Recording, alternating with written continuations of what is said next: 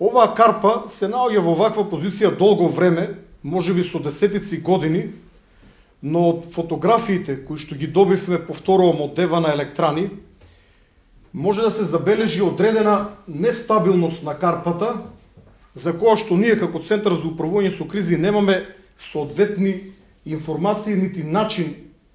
ние како ЦУК да ги провериме, поради што во текот на денешниот ден испративме барања до повеќе релевантни субјекти од системот за управување со кризи, кои што треба да излезат на лице место, но бидејќи се работи на вертикала, висока, како што реков, 100 метри, не секој може да дојде таму, но секако дека ќе се најдат методи со што ќе се провери стабилноста на оваа голема карпа. Карпата е од 6 до 8 метри кубни и тежината е некаде околу 20 тона. Може да е нешто повеќе или нешто помалку, но со оглед дека се наоѓа на висина од 100 метри, се работи за голема кинетичка енергија. Кога оваа карпа би паднала во браната, има неколку потенцијални правци на движење, бидејќи самата карпа се наоѓа блиску до сртот и правецот на пат на оваа карпа може да влијаат повеќе фактори. Воедно при лизгањето на оваа карпа и при нејзин пат постои можност да биде предизвикана и лавина од други камења и други карпи кои што би паднале најверојатно во водата во близина на ѕидот. Од почетните информации кои што ги имаме од Девана Електрани,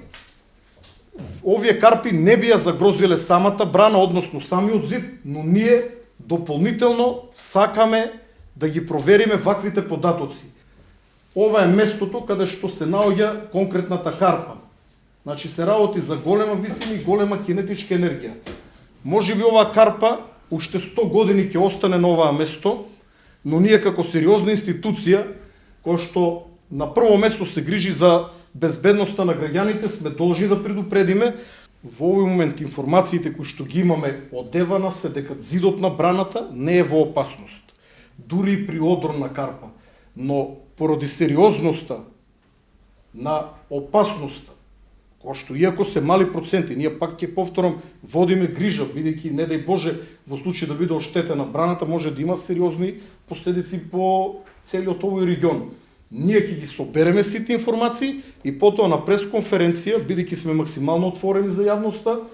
ќе излеземе и ќе објасниме каква е реалната состојба и што може да се преземе и дали воопшто треба нешто да се преземе. Во овој момент нашиот апел е до компаниите кои што со чамци пловат по кањонот Матка, иако тие реално го избегнуваат делот блиску до ѕидот, воопшто тој дел ќе побараме да биде механички заграден, да не можат чамците да доаѓаат во овој дел, бидејќи може да се случи несреќа, ако во тој момент имаме одрон на карпата.